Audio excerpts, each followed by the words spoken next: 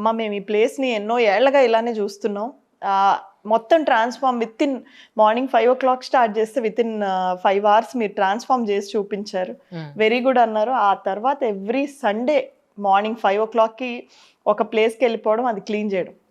So అది నారా చంద్రబాబు నాయుడు గారు identify చేసి ఒంగోలు మొత్తాన్ని పోస్టర్ ఫ్రీ జోన్గా మేము తయారు చేయగలిగాం with in 2 years.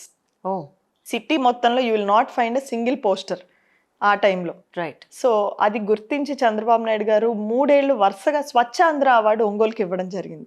So nice. ఏ సిటీకి అయితే మోస్ట్ బ్యాక్వర్డ్ అని పిలువబడిందో స్వచ్ఛ భారత్ నిర్వహించే జోనల్ అవార్డ్స్ లో ర్యాంక్ 4 వచ్చింది మా ఒంగోలుకి. ఓహో. So those are very good achievements.